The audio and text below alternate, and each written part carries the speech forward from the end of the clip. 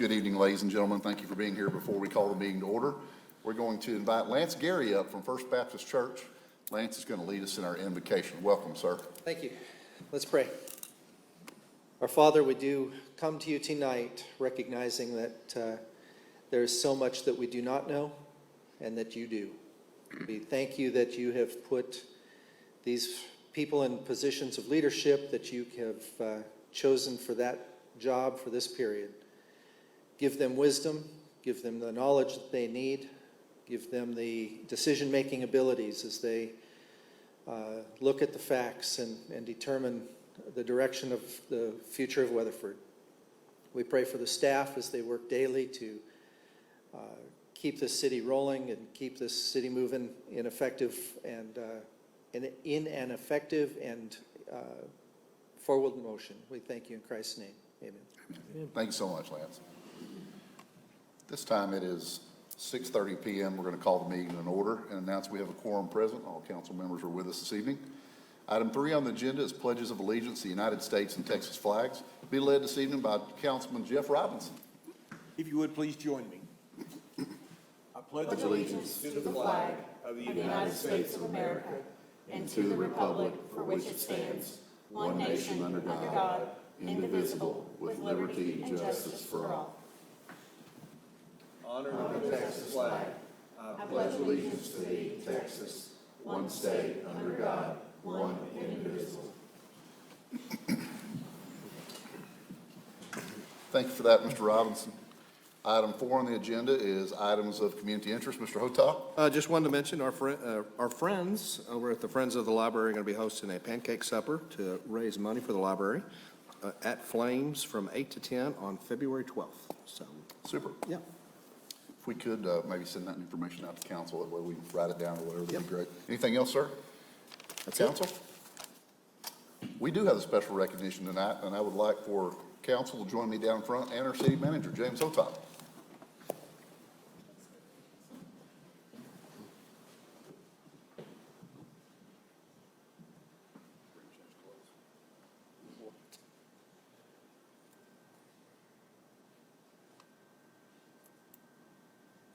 Try to look at what I've got in my hand.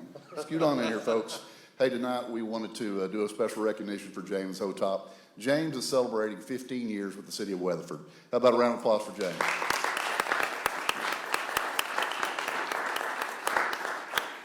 So everybody knows James and knows the contribution that he's made to this organization. And I've had the pleasure of knowing James for quite a few years and working with him, but really directly in the last couple of years as mayor. And I want to tell you, I'm not sure exactly what brought you here. I'm not sure if you planned on staying this long, but I can tell you this council and this community are glad that you did, and we sure hope to have another 15 with you, sir. Congratulations. So there's your certificate for 15 years, and there's something, my note to give that to you for 15 years, and we'd like to get a picture with you. You bet. All righty.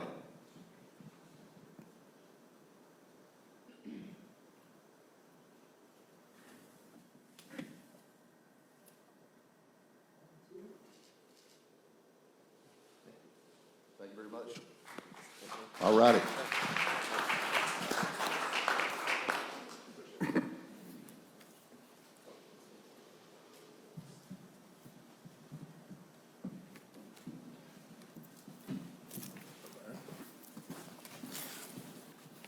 So, walking in with the camera, I'm like, All righty. Everybody deserves a surprise every now and then, even those who don't really like them. yeah, that's true. All righty, let's move on down to item 5 on the agenda, council, which is consent agenda items. We have items 5A through 5K. It has been brought to my attention that we'll need to pull 5K off for individual attention. Any others, council, that need to be pulled off individually? 5A through 5J, we can entertain as a body if you'd like. Motion to approve. Motion to approve items 5A through J, second by Matt Tiskus. Any discussion on those items before we vote on them? All righty, let's take a vote. Please indicate yea or nay. Those items pass unanimously. Item 5K is consider approval to purchase a 2022 Ram 2500 4x4 truck from Moritz Chrysler Dodge Jeep Ram for emergency management pursuant to a competitive bid process for an amount not to exceed $52,000. Mr. Hotop, any information on this, sir? No, it is a standard purchase. We've been trying to locate vehicles. Obviously, those are difficult to locate right now, and so we just recommend approval. Super. There's a motion on the floor by approval by Mayor Pro Tem Wilder. Is there a second by Matt Tiskus? Any discussion on 5K before we call for a vote? Let's vote on it. Please indicate yea or nay or recuse. We do have 4 yeas and 1 recusal by Mr. Robinson, if you let the record reflect that. Move on down to item 6 on the agenda, which is public hearings. 6A is to hold a public hearing and consider a request for a general plan amendment and zone change from agricultural to R3 multifamily residential base with a planned unit development overlay at 2552 Bethel Road, City of Weatherford, Parker County, Texas, ZCH 2021-0013.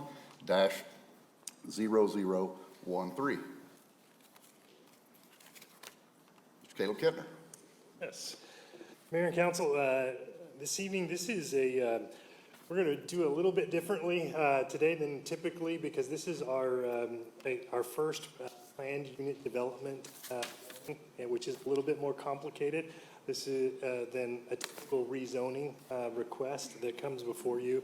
This also includes the general plan amendment request with it for this property located at 2552 Bethel Road. And as we go through this presentation at this request of the applicant, this is our very first one. So there are some nuances that, as you could tell in your ordinance, this is over a 50-page ordinance for this planned unit development. And so there's a lot of detail in there. And we're going to do this in kind of a few steps. I'm going to ask our staff planner, Brandon Frost, to come up and give a presentation that was given for the Planning Commission to make sure we have all of the details and you're able to hear all the details because this is much more detailed than a lot of our typical zoning. Also with this is one of those new projects as it has been before our very first one coming forward. Typically as a planned unit development has a very detailed ordinance. One thing that's before you is typically the council approves development agreements that go along with developments. And at this point, we would recommend that you consider that as an option to move forward with this as well in the planned unit development. Is it just that provides the city and the developer assurances on what is exactly being built, even though we have an ordinance that details that.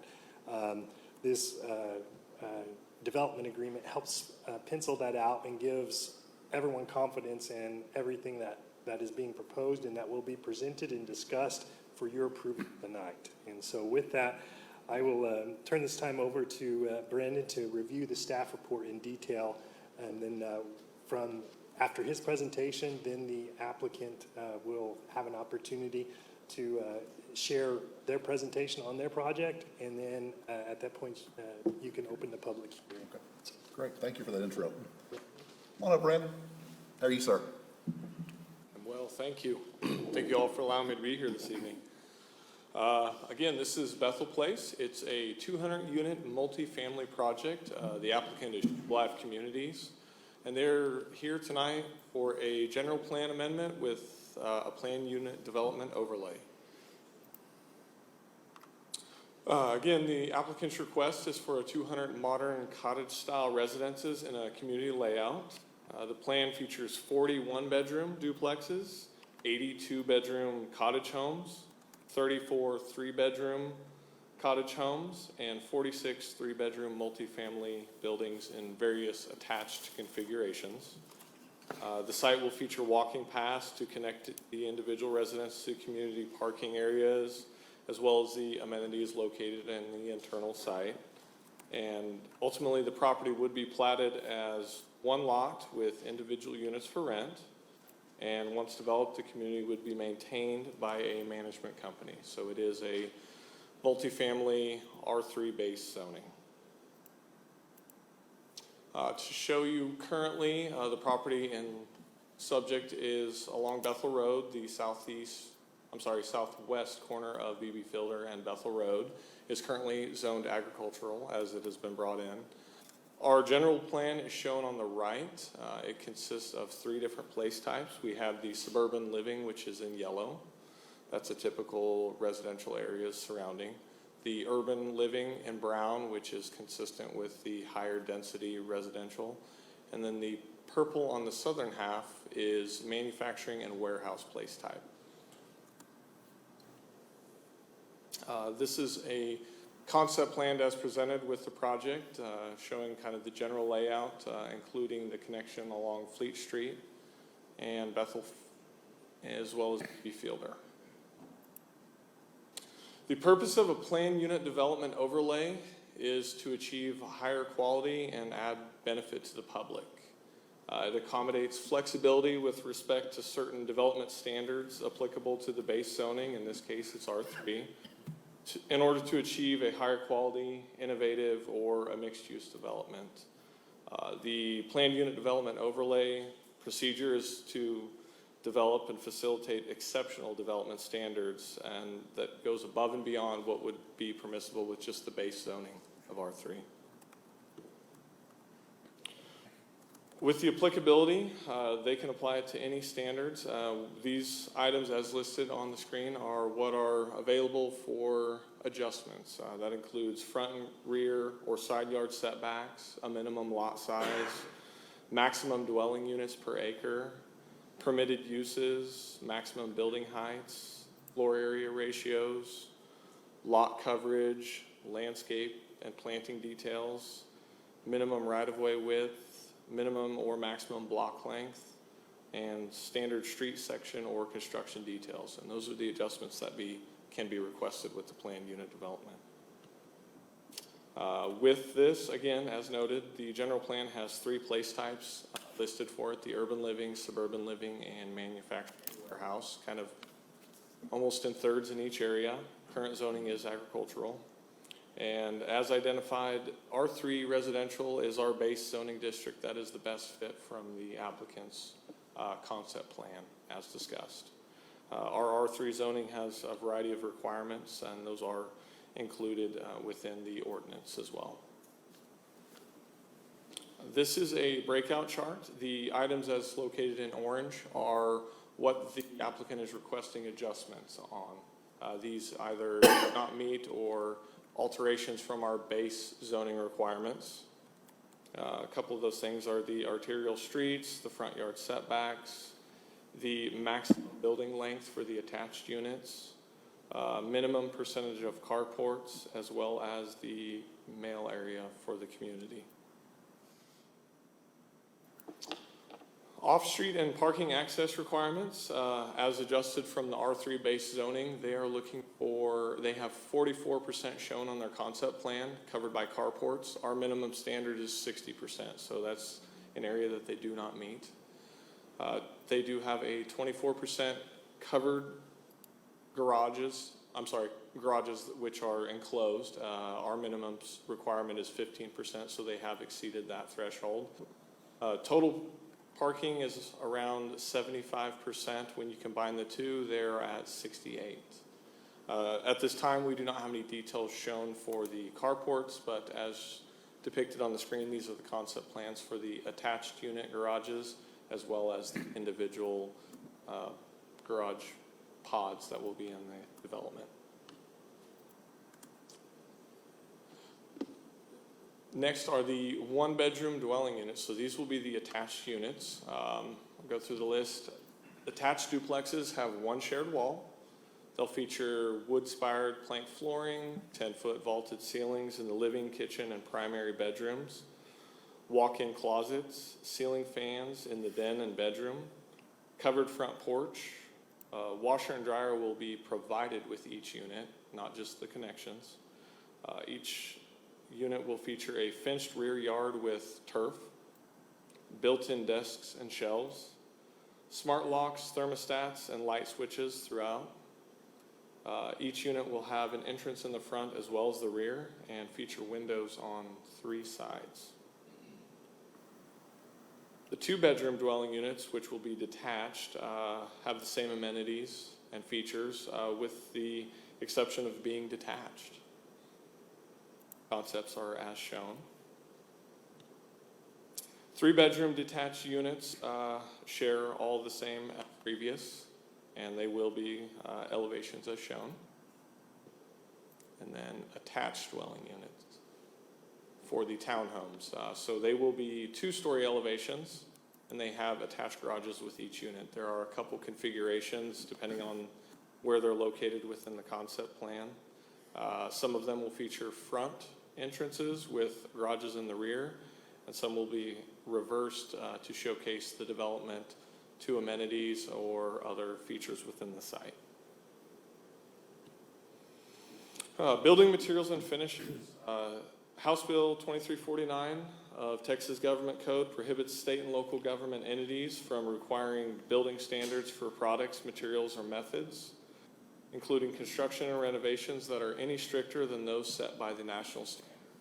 So with that being said, these are the proposed finishes for the bathroom and kitchen from the applicant. When we get into amenities, the applicant is proposing quite an extensive list. We have a requirement of 8 amenities per, one amenity per 8 units. So they have somewhere around 25 amenities they're going to provide for the site. Of that list, our base R3 zoning has community room or detached clubhouse with kitchen facilities, fitness center, swimming pool with a covered deck or cabana area, playground equipment constructed and maintained to our community park standards, and then paved trails, 6 feet in width and 300 feet in length, which are not the primary walkways of the development, which are all amenities that could be proposed. They are actually extending beyond that. They have the clubhouse with a game room, kitchen, fitness center, exercise equipment, outdoor fitness areas that they've proposed, a 1,700 square foot pool, a pickleball court, a half basketball court, fenced dog parks with watering stations, a 4-hole putting green, trellis covered gathering area spaces in the greenbelt, 6-foot wide trails in a variety of configurations throughout the development, children's playground, a raised planter community garden, and a bocce ball court are some of the amenities they proposed.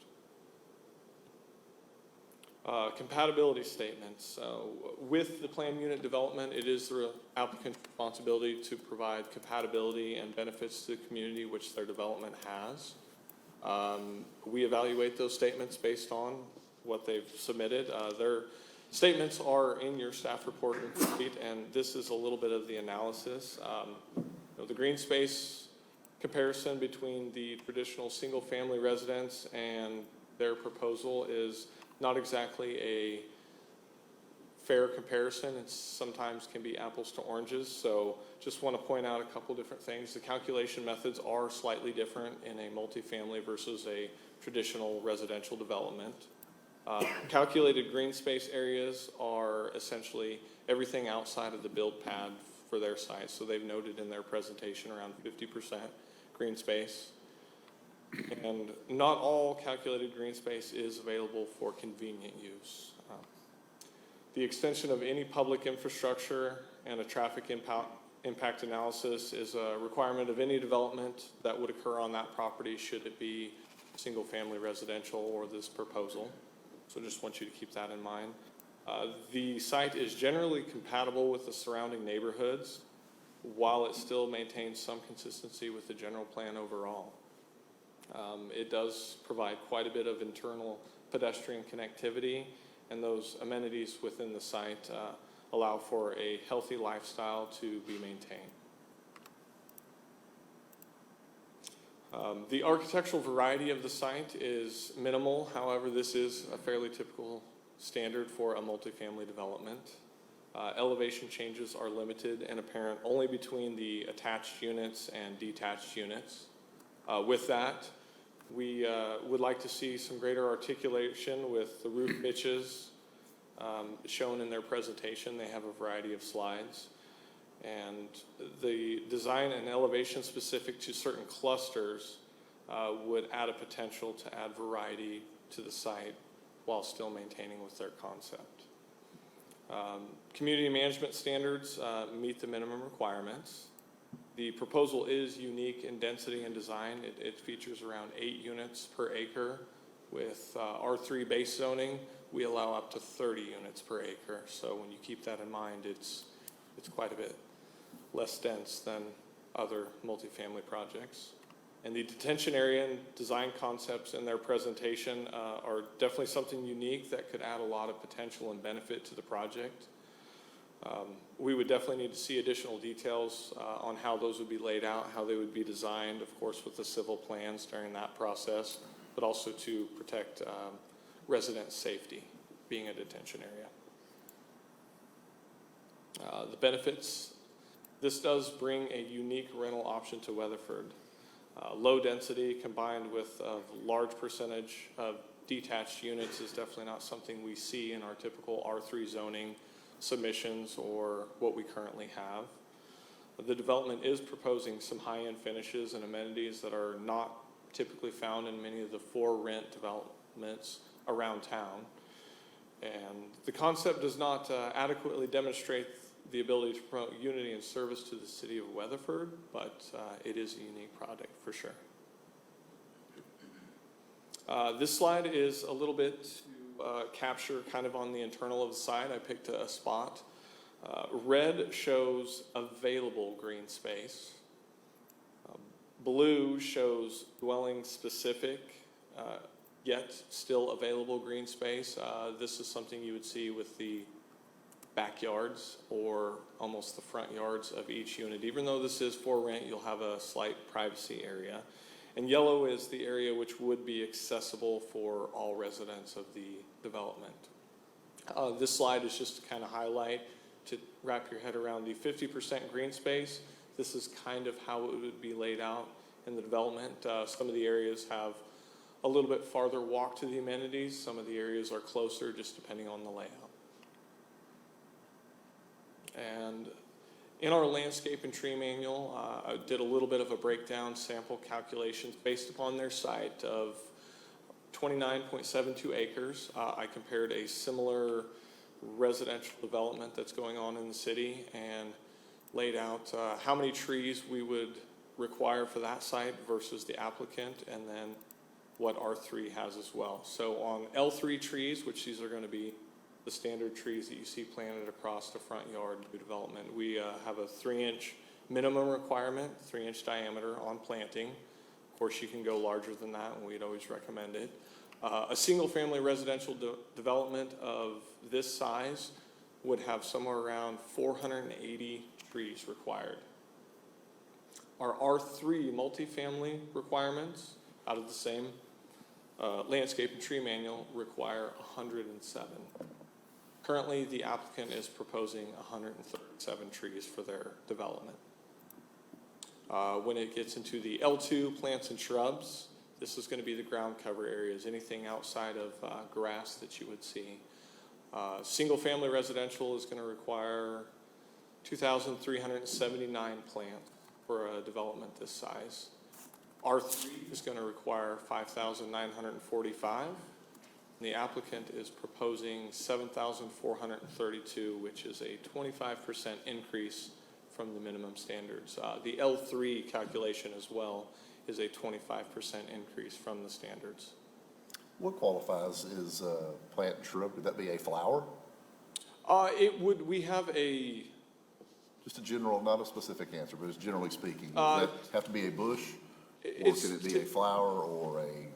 Most flowers would probably work. These are going to be small ground cover things that are typically native to Texas. Okay. That will be within our plantscape. And is that a one-time expectation that at, permittable occupancy, or is that an expectation that is to be maintained for some period of time? So currently, we inspect all that when they would get their certificate of occupancy. That is at the point where we would inspect and ensure that all those requirements have been met. Okay. No follow-up expectation at all, though? We currently don't have a mechanism to inspect after the fact, residential or multifamily. Thank you.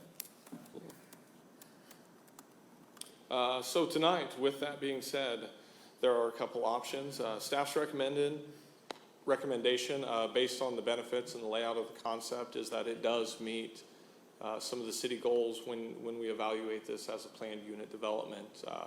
The proposal adds a diverse housing option in the area. It has a potential to appeal at residents at all stages of life.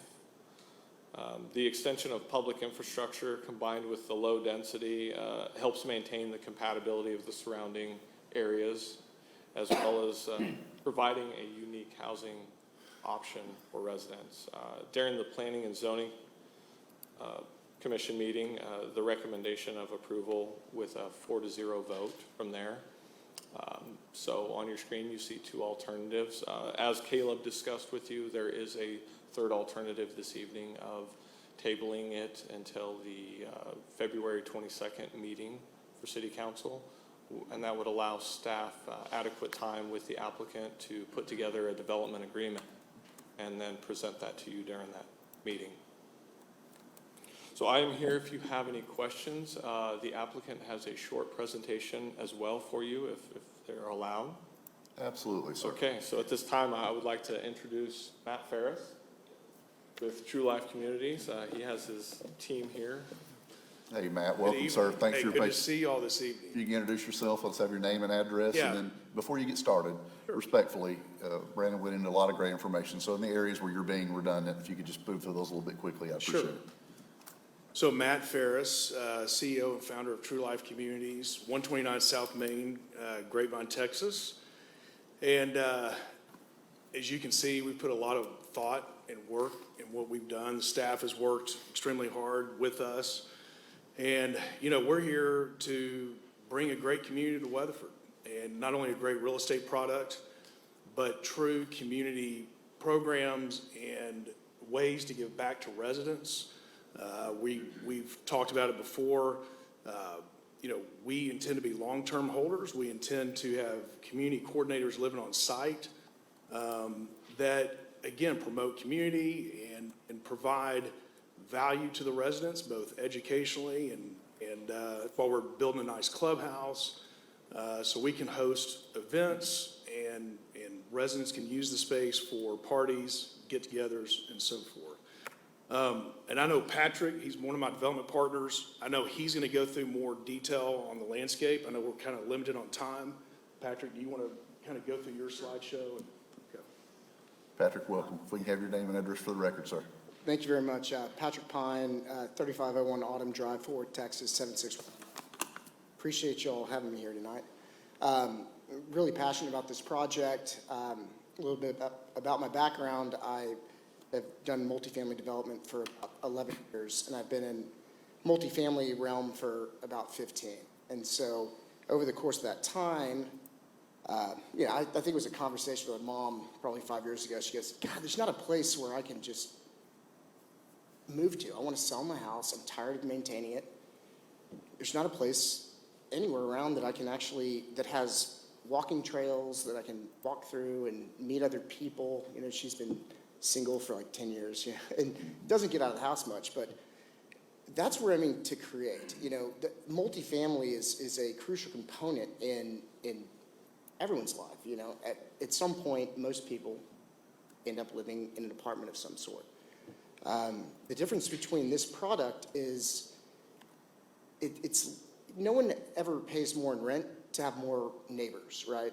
And so having a lower density option with more green space enables people to interact with each other and still have their own privacy. So I just want to go through a couple of details here.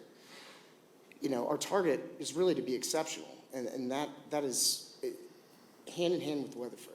You know, I grew up in Fort Worth, born and raised, and used to come out to Weatherford and go to the Holland Ranch and fish. I mean, it's a place that's close. You know, a lot of good memories out here, a lot of good buddies out here. It's a great spot, and bringing a nice development. I mean, it's one of my dreams is to bring a nice development to this part of the world. But Bethel Place has 50% green space versus a traditional multifamily. So even though we are base R3, the amount of landscaping, trees, pedestrian friendly areas, walking without walking in a parking garage, right? We have pavement that's going through green space.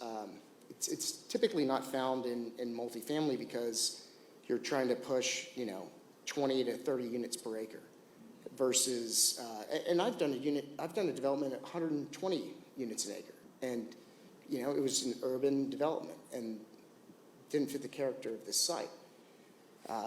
So Bethel Place, we feel has, brings some unique characteristics to it. Here's the location, here's the high school.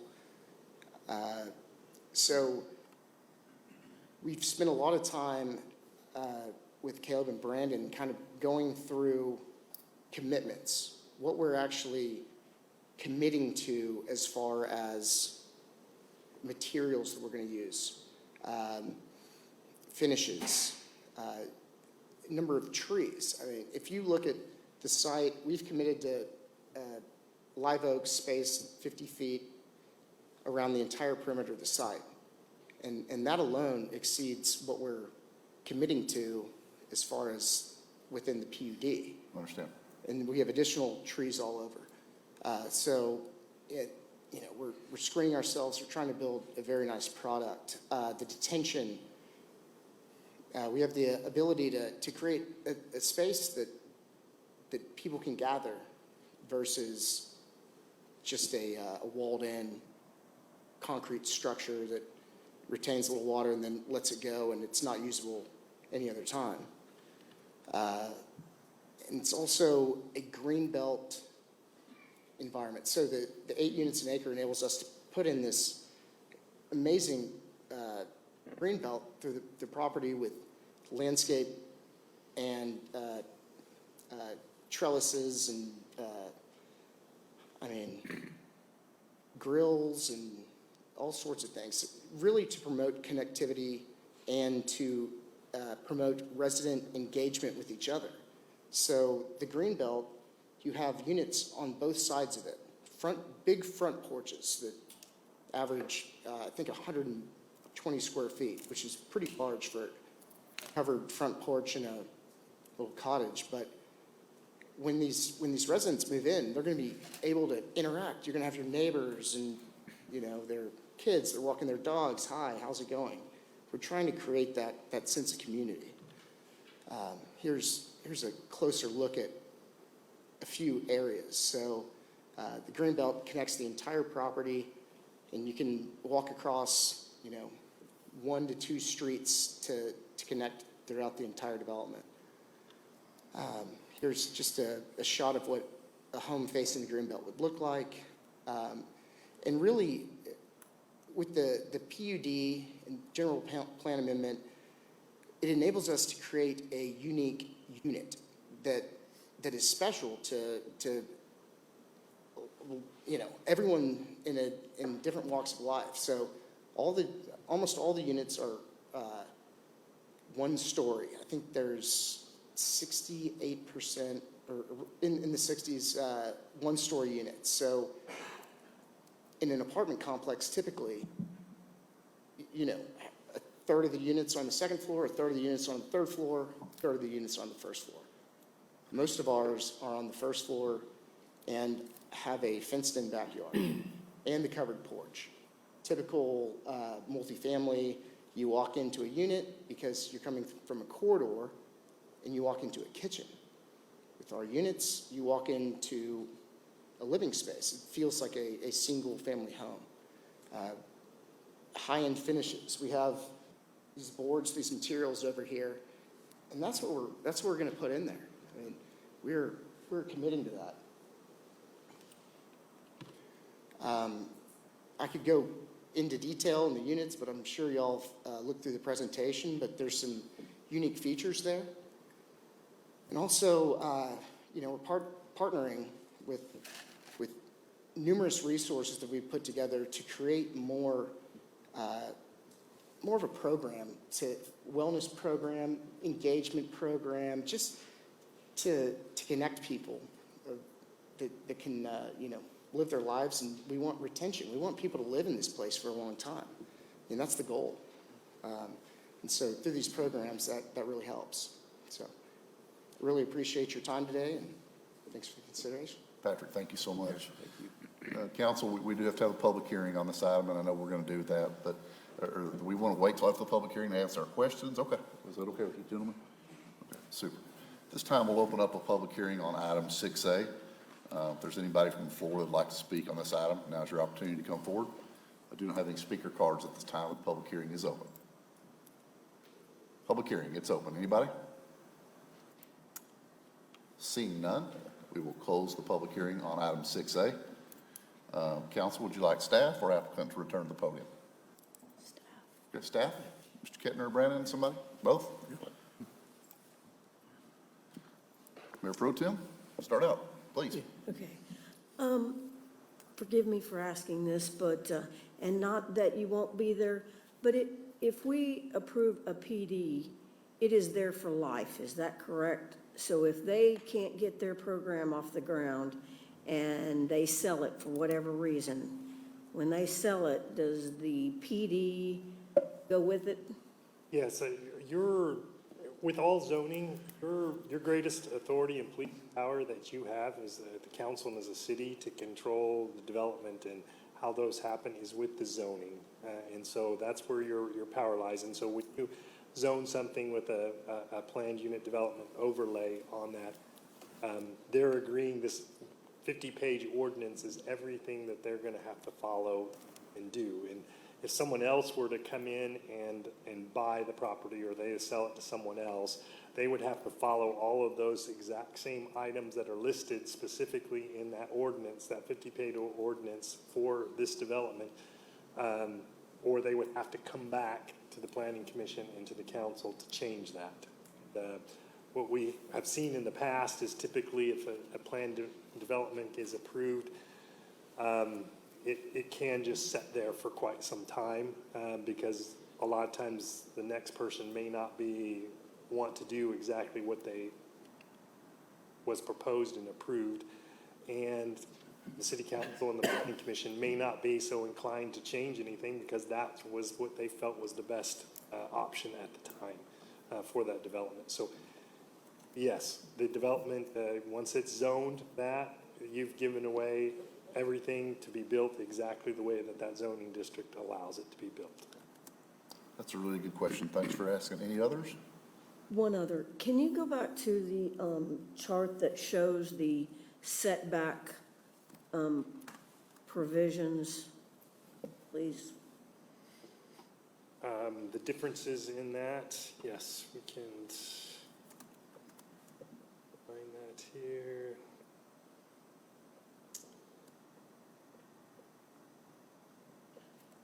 Has the yellow on it? Yep, there we go. Take your time. Take your time. All right.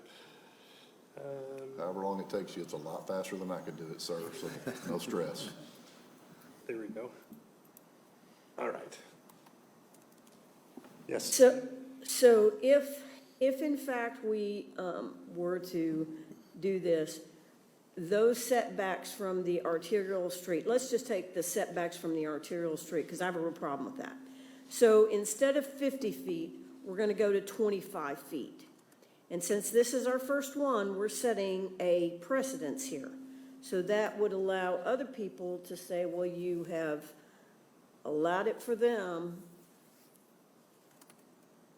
What does that say in precedence? That's where you need to be cautious as far as the council and the planning commission is when you take into consideration these setback variances or differences from what you've established as the minimum for that zoning district, and you're modifying it for someone like this project to move forward, is assurances of the reason why you're going to allow them to go from 50 foot to 25 foot. What makes this project an exceptional project that you're willing to, city council say, we're willing to give up half of that distance of the setback. And so you need to have a comfort level to be able to say, yes, we're comfortable with that, so that if someone else does come and ask for the same thing, what makes their project exceptional? What did you judge it based off of? And how will you judge the next one? And I think we're looking at this project as a project, and when we went through those items listed, is this an exceptional project? That's one reason we're giving a planned unit development is, what is exceptional in here that you're willing to give away the 25-foot setback for? Are the amenities that they're offering, does that qualify and meet that for you?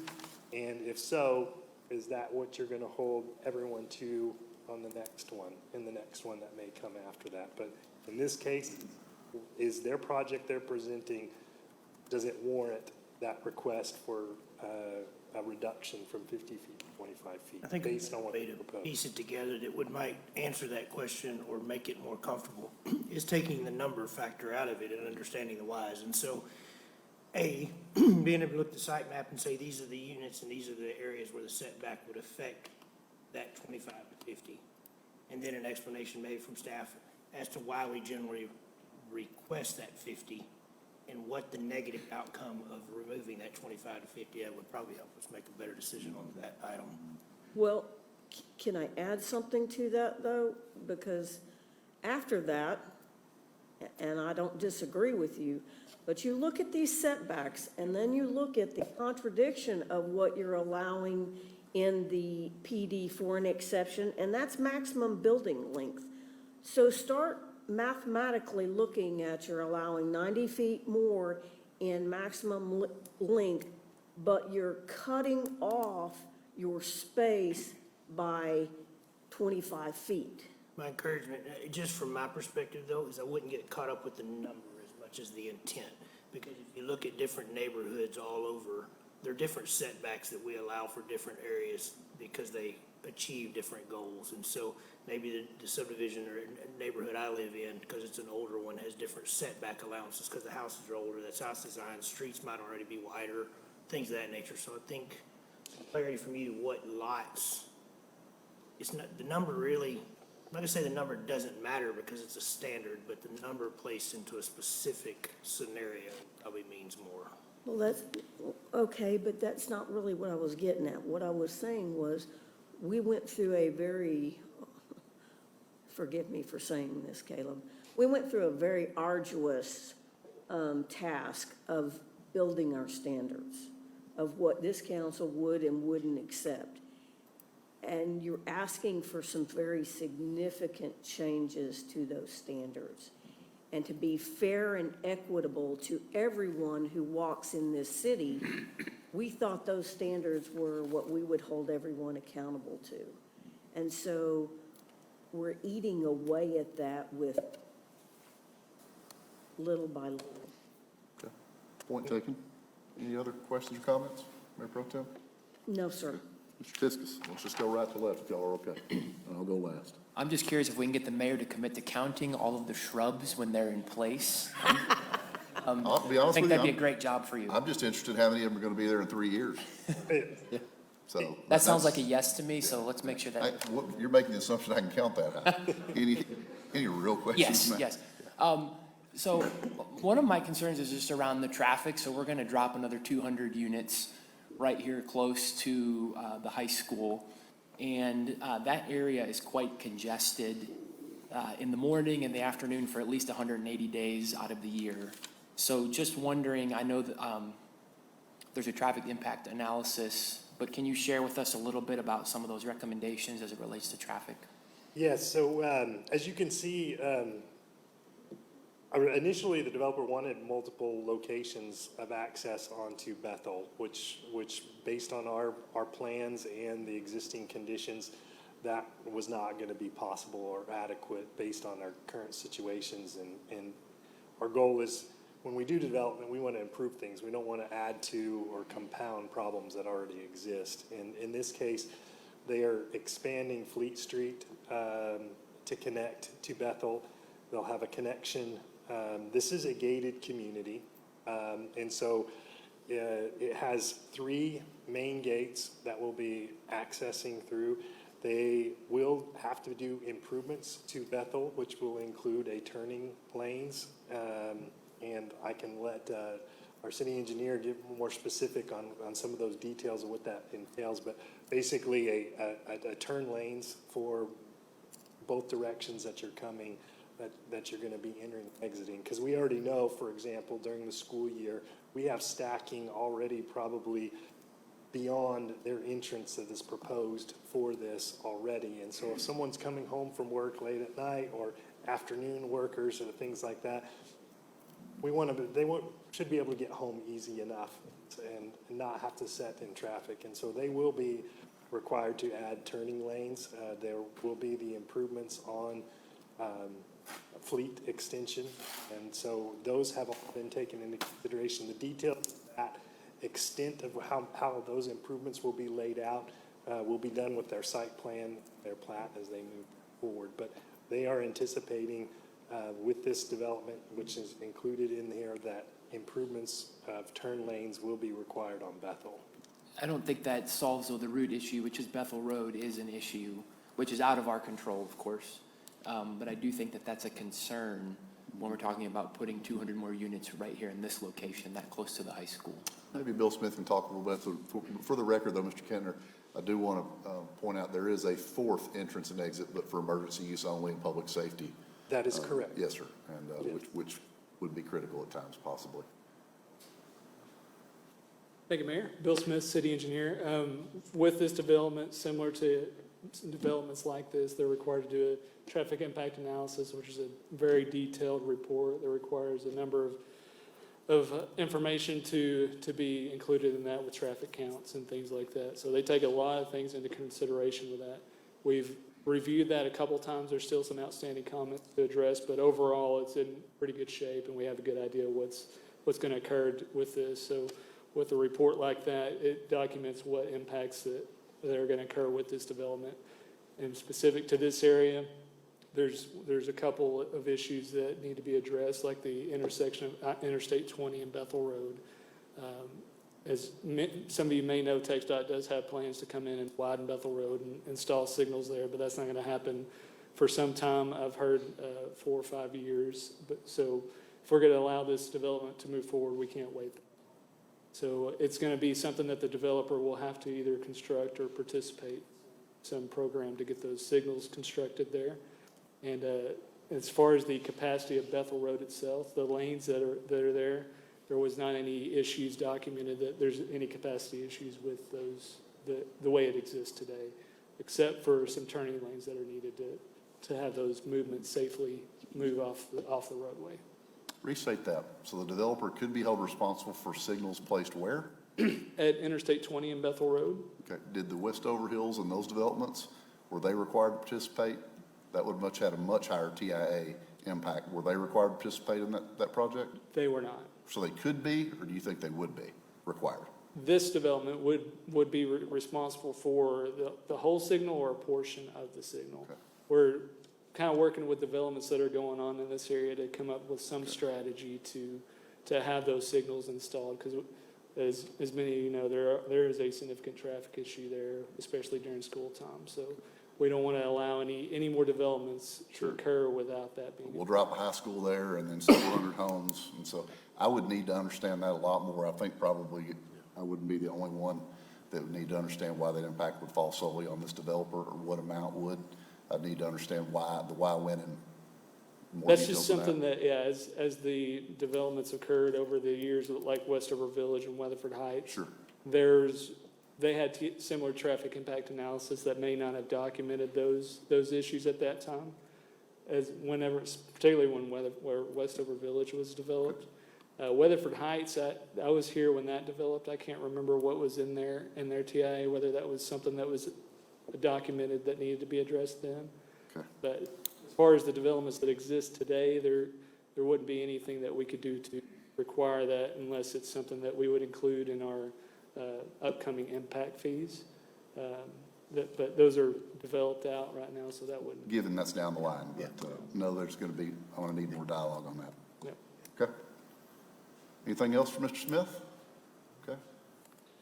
And if I might, just to help clarify, maybe for that question for Bill, is we have changed how we're doing things and looking at developments in a more holistic view than we've ever done before. And so, as Bill stated, we're not only looking at what the TIA says, but we're looking at what the information is, what reality is occurring on some of those places. So You're assuring me there's a little bit of common sense in this approach. There is, absolutely, yes.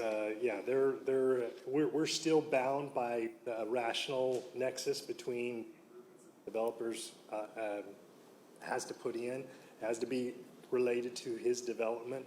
And so, yes, there is a rational nexus that's there. Okay, very well. That's assuring. Thank you. Mr. Tiskus, any more questions? Just this council's well aware of our citizens' concerns around traffic, so that's kind of. Well said. And that was voiced by PMZ too. Yep. KC? Yeah, so I think it's a pretty unique project. I think it has a lot of potential. I think some of its strengths are probably also its weaknesses. That large of a property controlled by one individual, it either succeeds or fails as a whole. And so that's a gamble. And so I know this is probably going to be more popular over time because it does provide some pretty unique opportunity for renters. And that's a pretty broad base as we grow. I would like to get a little more clarity. I didn't mean to change your questions up. If I did, I apologize. But I would like to, in the future, get a little more clarity on rationale behind setbacks, what pieces it affects, and why we have the numbers we have, and some of that in the future. For me, on this project, like I said, I don't see any real concern for me other than the long-term project itself and what it looks like 10, 15 years from now, more than anything. But I also, we've, as a group, been down this road where we move to planned developments and they never come to fruition. And then we have repeat returns trying to pick at the PD over and over and over, and we end up with nothing. And I don't think it helps the property owner, my personal belief. I don't think it helps the property owner when you get it dialed in and then you have to go pick at it. So for me, I would rather see the development agreement come back and everybody know what everybody's bringing to the table when it's all written down, and then move forward from there. Like I said, I don't see any problem with the project. I think the project's got great potential. I think it fits pretty well. I do see the concerns with the traffic. That area is tough with the high school. It gets tough, but maybe in our retreat we discuss some ideas of how to get the state moving on some of our roads. Yes, sir. But It's good all. feedback. Anything else, Mr. Cleveland, before we move down? Mr. Robinson? I have a few things. I think that giving staff time to prepare and work with the developers on a developer's agreement so we have some assurances for materials. I mean, I appreciate the presentation, but I would like to probably know more specifics and make sure that there is a document that holds the developers to it, or in the event, like Kevin had said, that this were to sell, that we have some sort of protection. I have some concern about the number of multifamily projects that we have already on the books in the process of being developed, to make sure that we are not, as a city, overdoing multifamily. And, to kind of touch on what Heidi, I think, was talking about, is we went through quite a process over the last year or two, changing ordinances so that neighborhoods turned out the way that we want them. And whereas I think that this fits a little bit in the fact that we didn't want all of our neighborhoods looking exactly the same, and this would certainly be a new concept and something that looked different. Some of the things that were important to us in those new standards were taken away right here with this PUD. So I do have some concerns, and one last one is that we have a very large neighborhood there that would be right behind this, that all the homeowners will drive basically by this going to their homes, and it's a very different product than what they live in.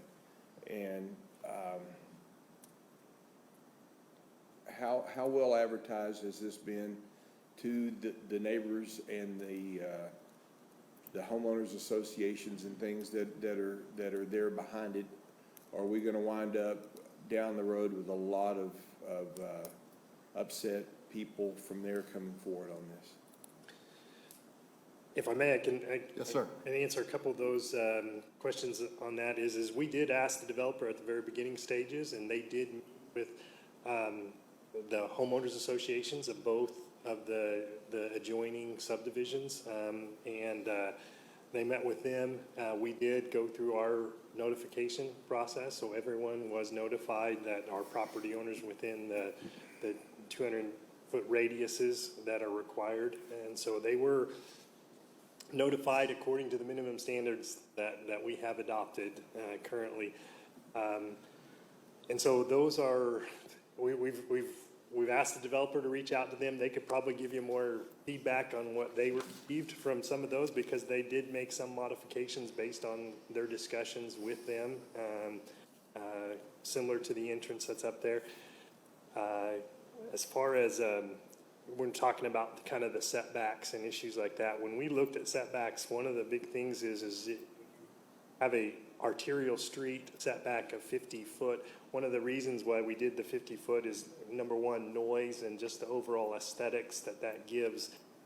Because one of our requirements is typically we have masonry fences that we want on there. And with our shorter setbacks, the right of way, and if those masonry fences, it kind of encloses the road. And in kind of, I believe the goal in the future why we put the 50 foot was that we wanted to see more landscaping, soften up those walls so it's not like you're in a tunnel going from one location to another by those. There's some of the reasons I believe from our work sessions on when we're talking about why some of those setbacks, noise, getting those houses, particularly residential's further away, was some of the main reasons for those. When you look at different types of housing, there's different reasons why a developer may want a little bit closer. For example, typically multifamily does have less of a setback on some of those items because they're typically in higher volume traffic areas, and typically their tenant's expectation is of that. That's going to be, it's not your quieter single-family neighborhood. And I think they've tried to address some of that in their green space and density that's here. It is definitely a unique product. And so I think the development agreement is a great idea. I think it's a wise choice to do that, to ensure that what you have been presented is what everyone agrees to and knows what's moving forward. So. Well said. Mr. Mayor, if I may interject one thing to absolutely. Mr. Yes, sir. Councilman Robinson's question about oversaturation. I think independent of this discussion, we can have a future joint session of P&Z and Council to talk about multifamily units that have been built and just kind of where we're going with that, just so we can ensure we don't become oversaturated at a future date. So. Just an update on density Great and where idea. we are with that. That's a great idea. And I think one of the planning zoning members had discussed that again about density, and but it's been a couple of years. It's probably a great time to do that. So, okay. Is everybody okay with that? Okay. Absolutely, just to be clear, so everybody doesn't forget that zoning is the mechanism that fixes that. So you find oversaturation, zoning is the process that fixes that. You don't change zoning to accept them, you don't end up with more. So I know sometimes the conversation Sure, gets well kind said. of skewed and we get lost in that mix, but the general plan and the zoning will guide us in that.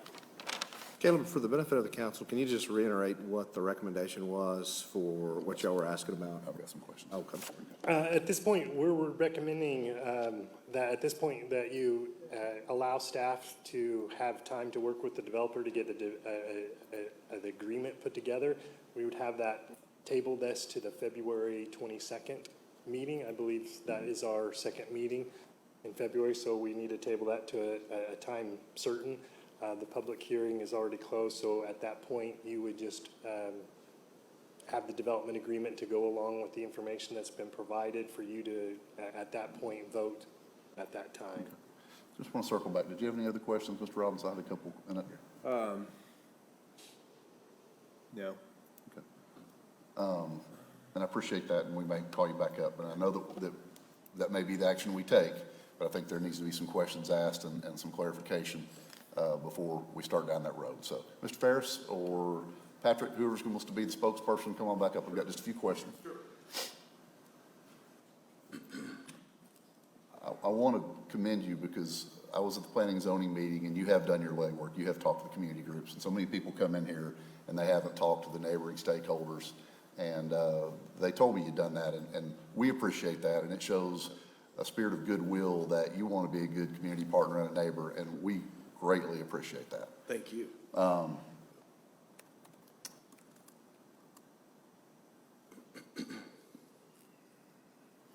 I think what you're hearing from council, and it's going to be an opportunity for you to provide some assurances through, if we move forward with providing some time for a developer agreement. And the finishes that you've brought are attractive, appear to be a reasonable quality, but House Bill 2349 has taken away our ability to provide assurance for our stakeholders and our constituents that those things are going to be executed. And in my view, this is an attractive development. It's very unique. This is certainly an area where we wouldn't want multi-story, multifamily, similar to what's been built recently. It's an interesting location, but this could really be a diamond or a dud, right? And that developer agreement will give us an opportunity and assurance to establish our relationship where all parties are aware up front what's expected and what's required to ensure that future developments that come to Weatherford that are of similar like and kind understand that you've set the benchmark for quality, right? Yep. And you've said that you're very comfortable with that. For sure. I mean. Just let me finish here. Okay. In saying that, in that developer agreement, along with finishes and materials, I'd also expect to see something on carport design and materials. Okay. Just want to make sure we get it all on the table so we don't have to circle back around again.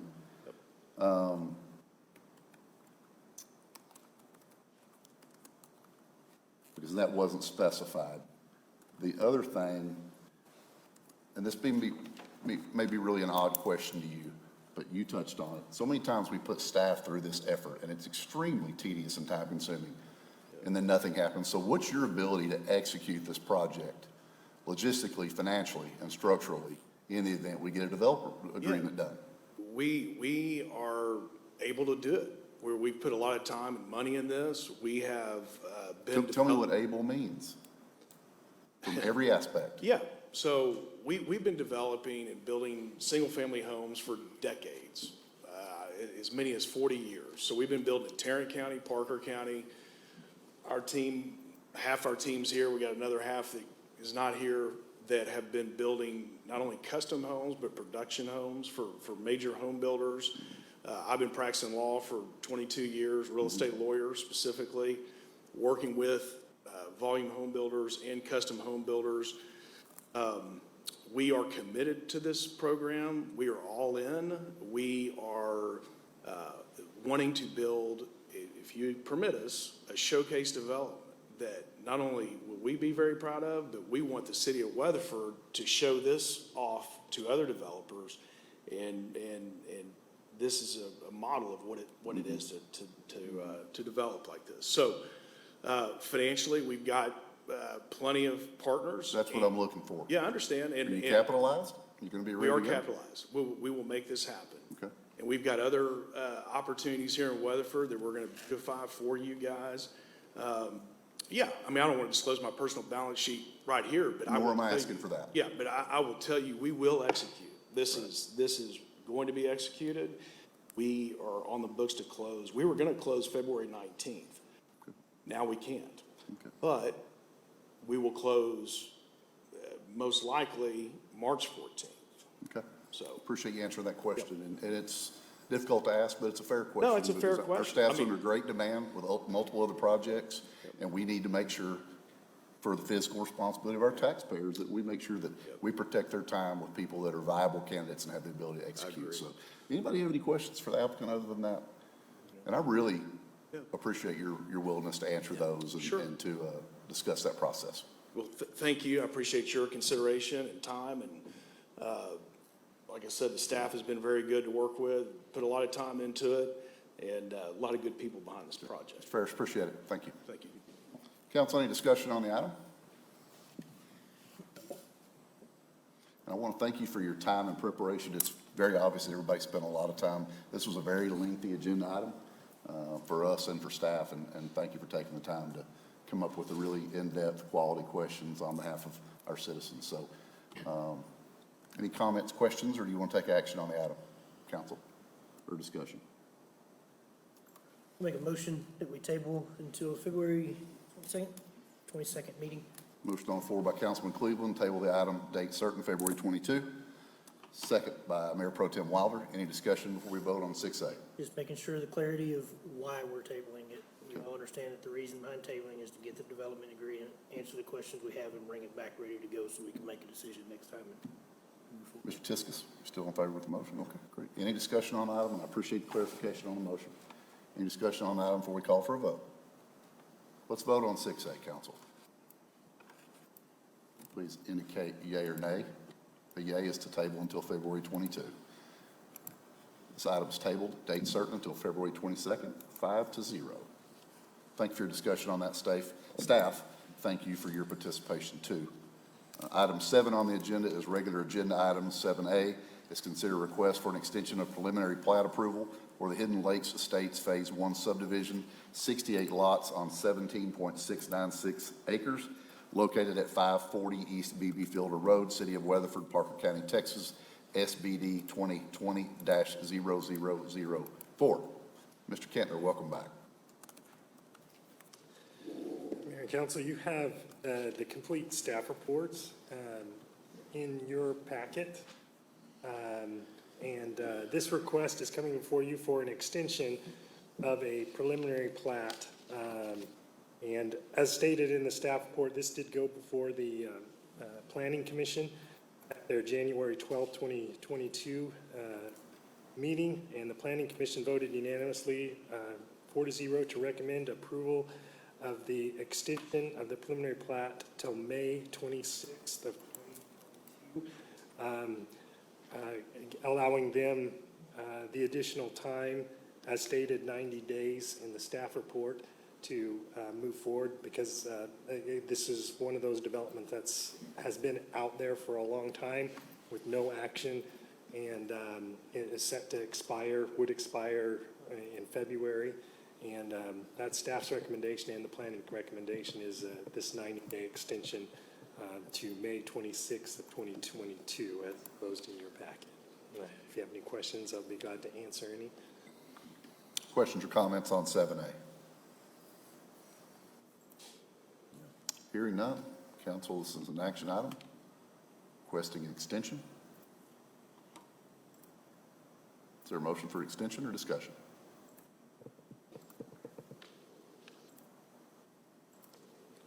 Mr. Zellers, what is my options with there's, excuse me, Mr. Robinson, there is action? I was in the presentation screen.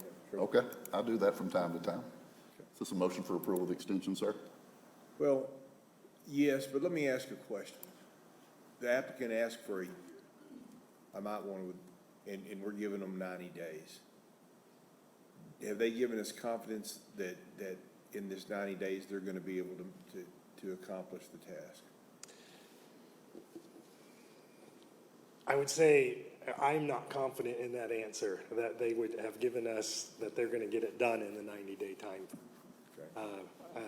Based on the information that we've been provided, they do not have the developer is trying to market it and get it sold to someone else.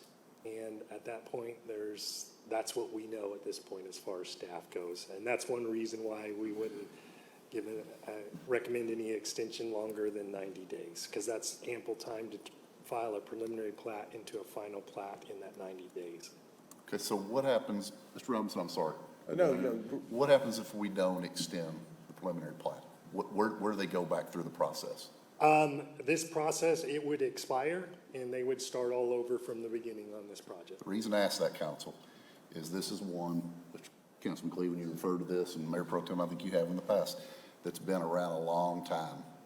And when I look at this preliminary plat, it seems to be a lot of the things that we've had concerns about, that we've made recent changes to help add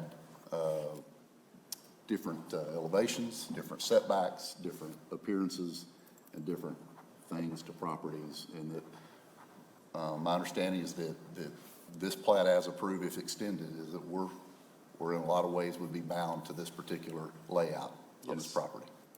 So this could be an opportunity to extend for an owner, or this could be an opportunity to increase the quality of this property long-term. The timeline is what we don't know at this point of what it could cause and the delay of development. I just felt like this was our opportunity to have that conversation about potentially raising the bar in this multifamily situation.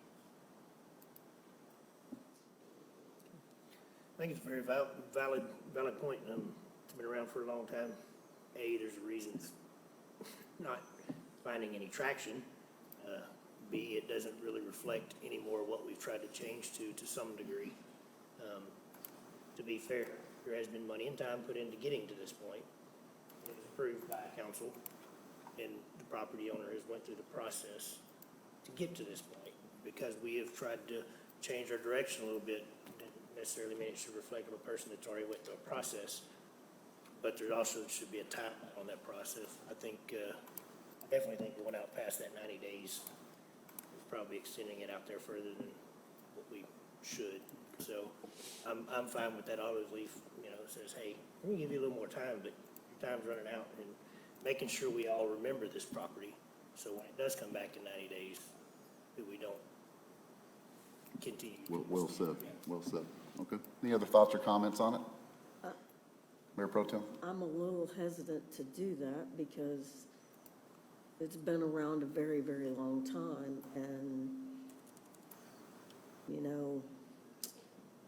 there's not really a reason to do that, and it is our opportunity to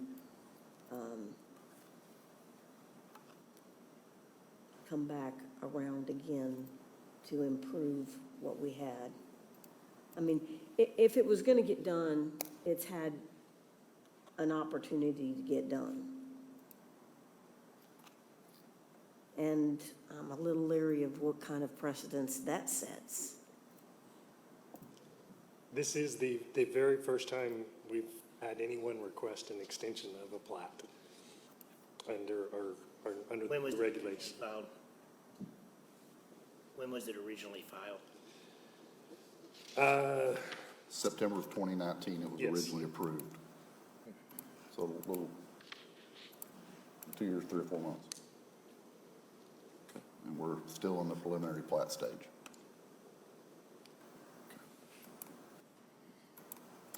Mr. Hotop, how about some insight? I tend to agree with the council. I know it's your birthday, Yeah. but, When you look at the request letter from Mr. Hugh, I believe is how you pronounce his name, one of the things that he documents in there is the impact due to COVID-19. I don't know that we've seen a lot of impact locally due to that and the lending process, that a lot of the builders that have interacted with us, that hasn't seemed to affect a lot of the building going on. In fact, it seems to have increased. So I don't know, that's the reason he lists in his letter, but I don't know that that's something that's been applicable to others that we've seen come in. I tend to agree that not recommending the extension or not granting that would give us the opportunity to kind of reset that development and give an opportunity for a fresh start there. So the one reason I brought that up is when you read the document, it's based on easements, and easements don't pop up at the last minute. No. This is something that's been there, it's been in existence since the beginning of the preliminary plat, and it's not been able to be resolved for whatever reason. And so I didn't mean to start a whole Sachs conversation, but this is an opportunity to extend, or it's an opportunity to say, hey, we want to start from ground zero on this, and with our new standards and new expectations, really level of quality that we're going to require. So that's all I I'll make say a about it. motion that we deny this request. Well, let me say one more thing. The reason that I was entertaining a thought is, and then I came back and asked a question I should have asked, is because if they were very close and had some momentum, and it was going to reasonably happen within 90 days, I thought the project had enough merit in what would be helpful in that area, maybe a little bit of a tough place to develop. But if we're looking at, they're going to be back in 90 days doing this again, then I kind of agree with what you're saying. And that's why I think the 90 days, if he's not actively engaged with somebody that's pretty well interested, 90 days ain't gonna get him anywhere. I mean, quite honestly, he's sitting on his thumbs and he's looking at trying to start something right now. 90 days, he's not gonna get there. So, I mean, Any other comments or questions on the item?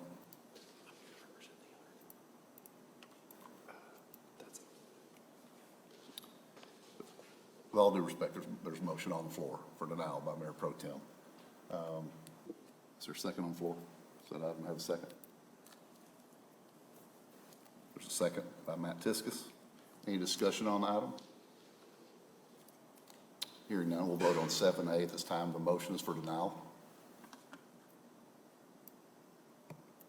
Please indicate yea or nay at this time. This item is denied 5-0. We'll move to item 8 on the report, which is staff reports. 8A is the fiscal year 21 actuals and fiscal year 22 first quarter financial report. Don Brooks. Good evening, Mayor, members of the council. I'm Dawn Brooks, Finance Director.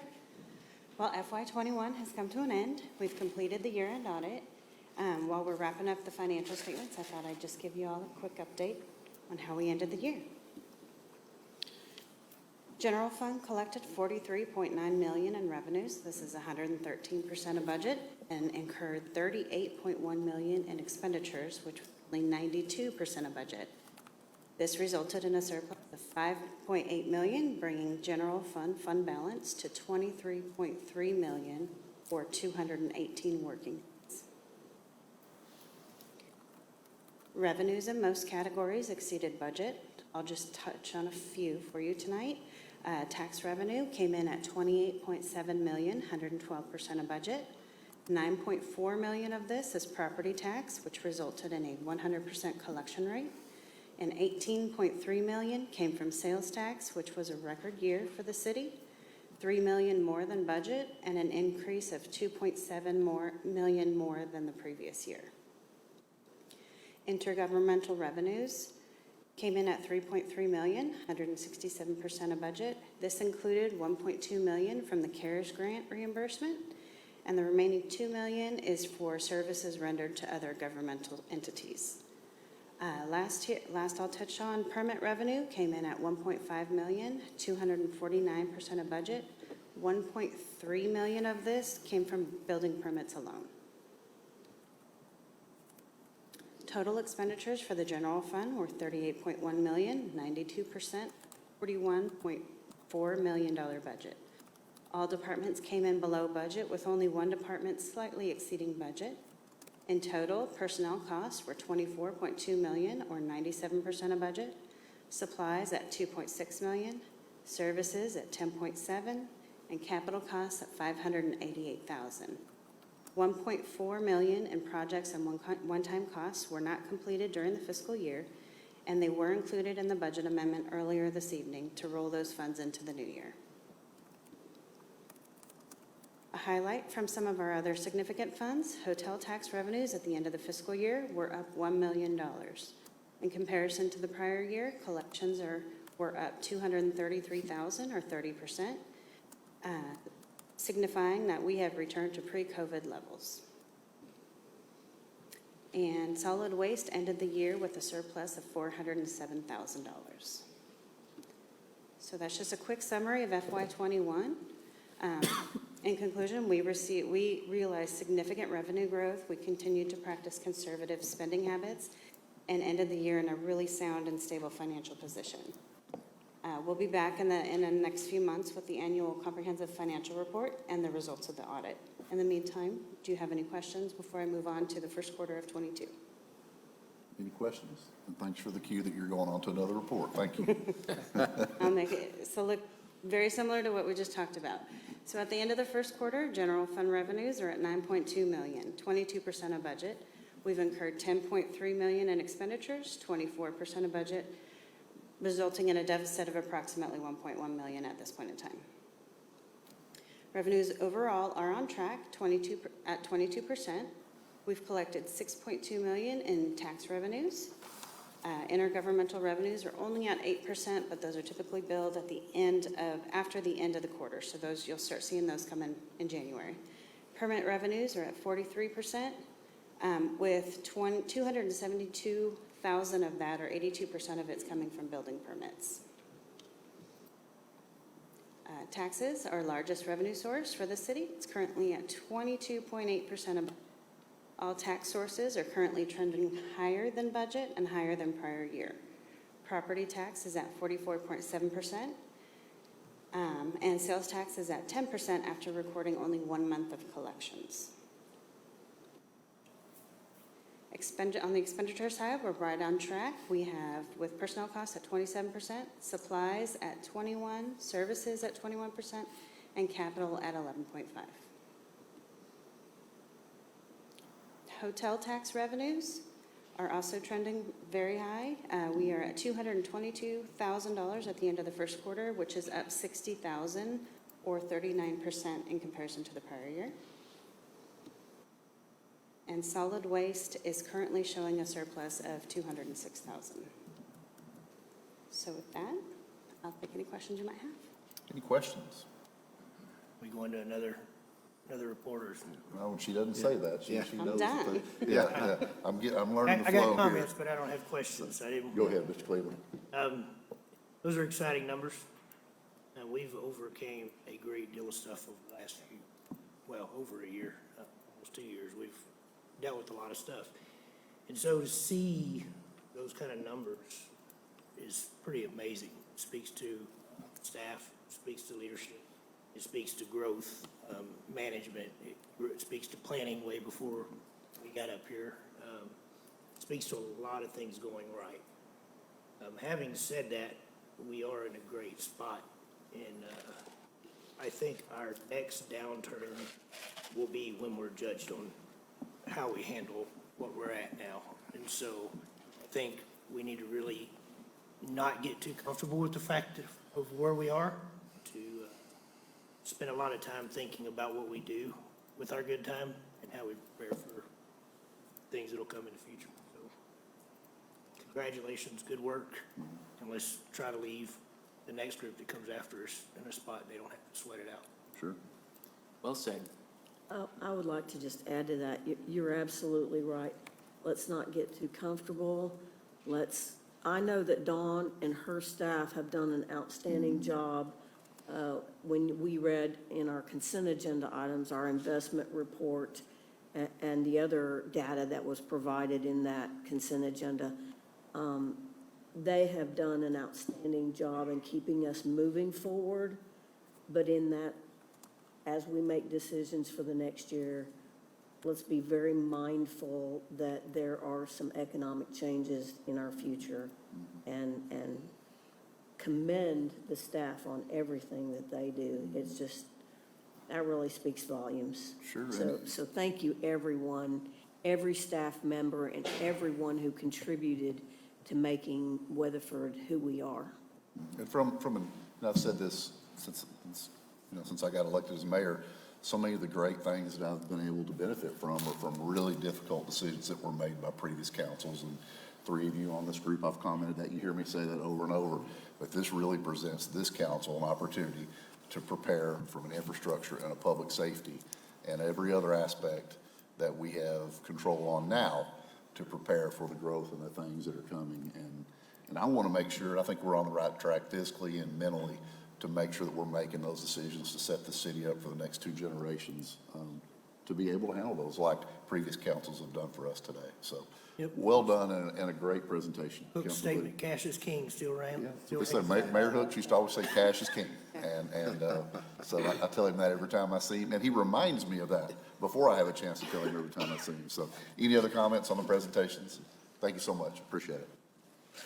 All righty, let's go to 8B. Weatherford Public Safety Building Quarterly Update. Chief Arnold, you win the award for being patient tonight, sir. Thank you.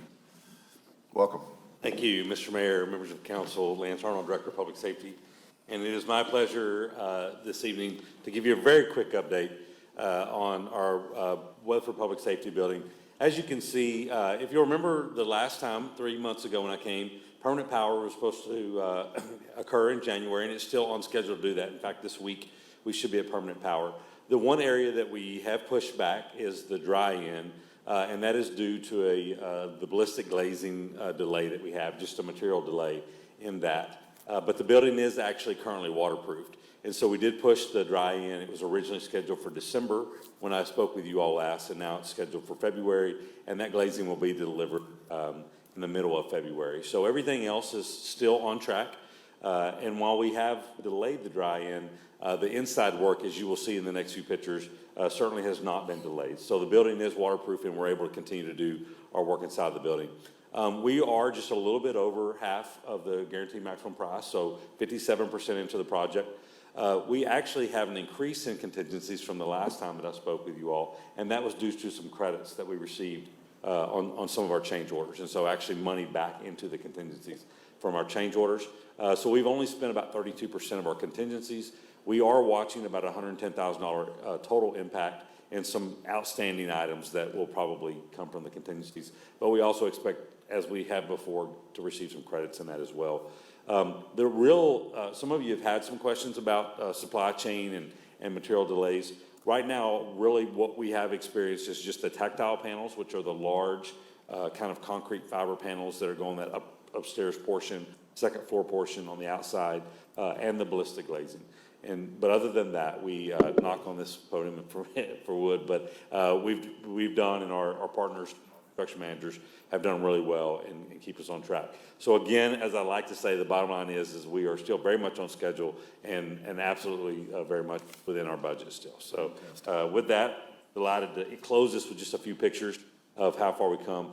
Again, the glazing in the front is the most prominent part that you see that's left, and that's just a delay in that material. All of those places where you see the particle board in the upstairs is going to be storefront and then windows that we're waiting on.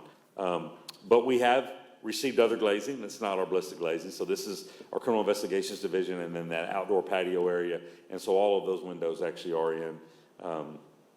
You kind of see how far it's come. We've talked about the support building and the value that brings to the site. And so it has come a long way.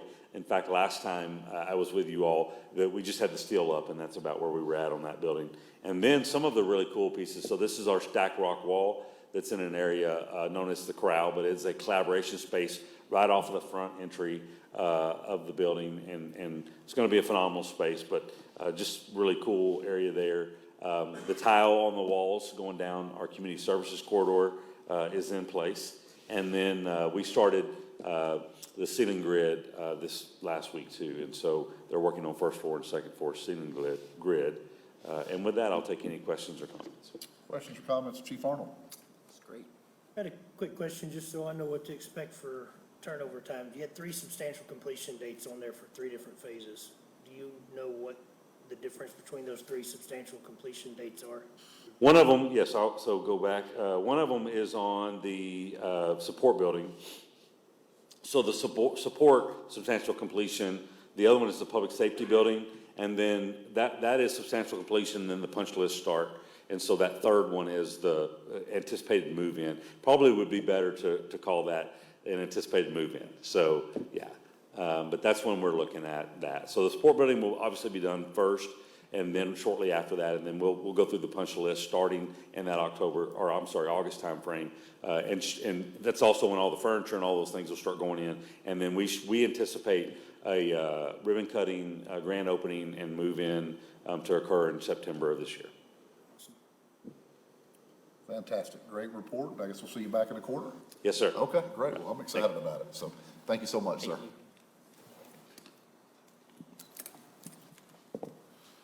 Item 9 on the agenda, council citizen comments on non-agenda items. Is there anybody who'd like to speak this evening on an item that has not been included on our agenda? Now's your opportunity. Non-agenda items. Anybody? Let's move on down to item 10, which is adjournment. Motion by Kevin Cleveland for adjournment, second by Matt Tiskus. We'll vote on it here in just a moment.